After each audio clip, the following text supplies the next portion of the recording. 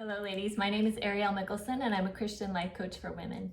And today I'm going to be making chicken noodle soup from scratch. And I picked up this chicken at Aldi using a high setting to get it done quicker. And it also makes broth. And so I'm going to show you what that looks like in a second when I get the broth that I made last time out of the fridge. So usually I'll make a chicken and then the broth will get used for the next time because it does take a while to separate it all. Okay, so I'm back with the chicken and I have to show you guys one of the less desirable parts because you need to know this if you've never dealt with a full raw chicken. There's sometimes the insides are stored in a little like baggie and yeah, it looks like that. So you may want to pop that out and make sure that it's not a plastic or like a mesh bag because sometimes it is. And this one is not, it's just the organs into the crock pot, and then go ahead and put that. This I use for my dog. I'll just pick the meat parts off and give that to my dog. When you're cooking it with no water, it will create its own juice, and then you can add some water to it to make a chicken broth. A zucchini, 4 ribs of celery, 2 sweet potatoes that I'm going to peel, and 2 carrots. And the carrots I'm not going to peel, just going to cut the ends off and wash them. That are going to go in, and it's going to be 6 cloves of garlic. And then I'm going to do some spinach too, probably about 2 cups of spinach. Now this is a double recipe and it's going to make enough for 12. So if you wanted to cut this in half, it would serve 6 people and you would just cut everything in half. Okay, so I'm back with the rest of the ingredients and I have here red lentil pasta, which doesn't have any white flour in it and it's made from red lentils. And then we have some bay leaves.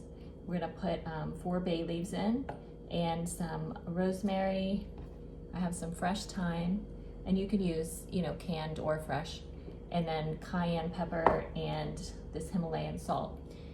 Now, if you're gonna use the fresh herbs, and even with the garlic, you should probably put them in last because it stays fresher and it has more of the immune stimulating effects of the herbs if you leave them more raw. So the garlic I'm going to put in last, and I'm going to put my raw thyme in last.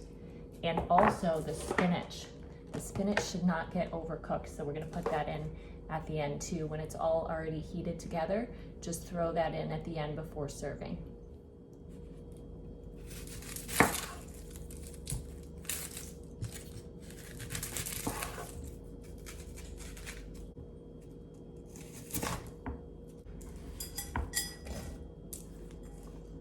Now these vegetables, the onions and the sweet potatoes and celery and zucchini and what else?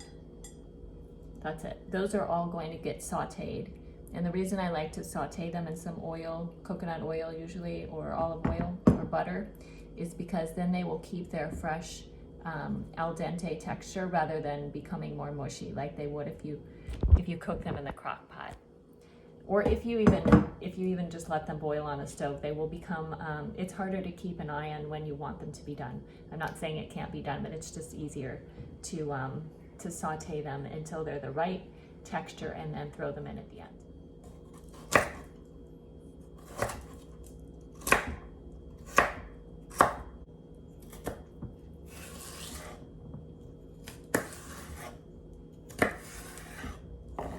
You want to try to keep the vegetables around the same size just so they cook evenly, and so they're kind of like a bite size for the soup. Now the zucchini cooks a little bit faster because it's less dense, so you probably are going to want to put that in the pot with the other vegetables a little bit later so that it doesn't get overcooked.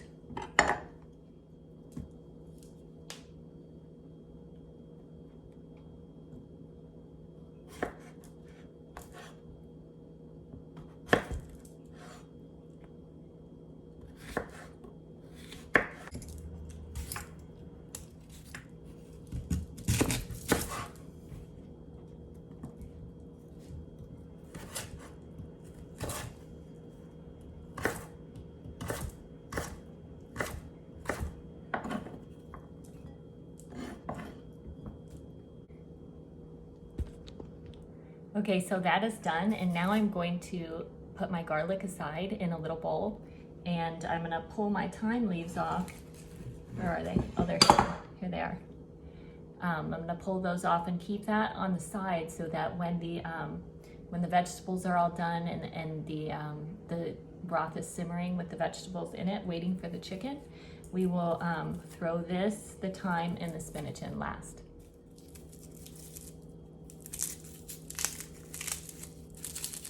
Okay, so I pulled off about 6 of these.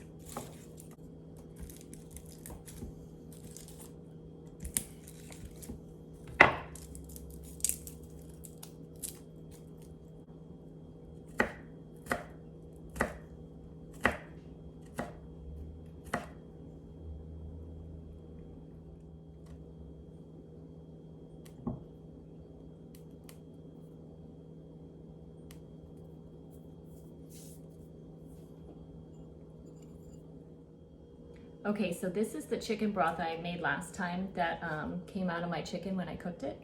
And you can see that there's some chicken debris in the bottom. And then it has actually like a very gelatinous texture because it has that really great collagen in it. And then there's also the fat layer at the top, which I'm gonna have to pick off. You can actually save that and feed some of it to your dog. You don't wanna overdo it because they can get pancreatitis from too much fat. But a little bit of chicken fat in their food, and you could save some in the fridge if you want to give a little bit over the week. Is kind of a treat. Okay, so I picked the chicken fat off of the broth, and so they're separated now. And then I'm going to go ahead and put the broth into the crock pot, and I'm going to keep that cooking on low. And just, if you don't like that chicken debris that's in there, I'll show you.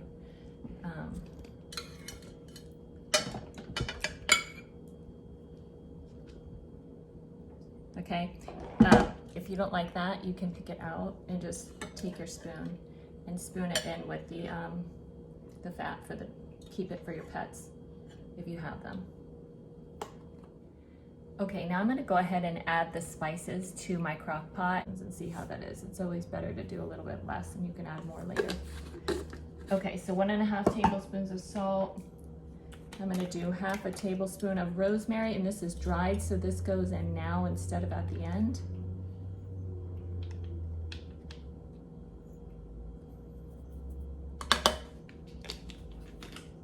And then cayenne pepper I'm just going to do to taste, so I'm going to sprinkle that across the top a couple of times. You can use black pepper too, white pepper, doesn't really matter, whatever you have. I'm going to put these bay leaves in, 4 of them, 1, 2, 3, 4. Okay. And by the way, this was a 32-ounce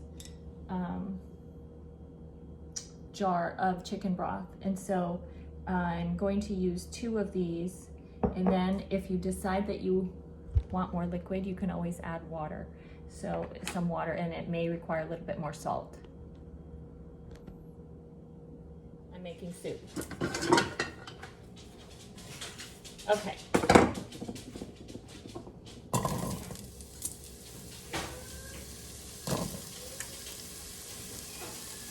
I'm going to do it in 2 batches because I have a lot here. Remember I said this was a double recipe.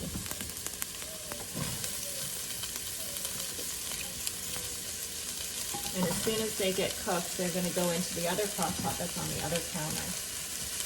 All right, that's about half. So I have it turned up to high, and I'm just going to leave it like that, and then just push them around once in a while. They're getting softer.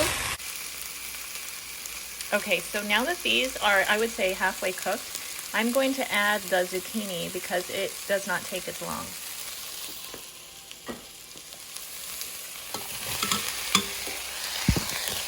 And that's only 1 zucchini.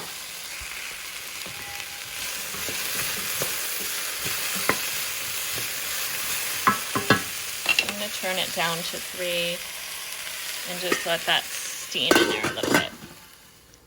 Okay, so I added about 4 cups of water. I filled this up, and the veggies are all done. They're in, the herbs are in.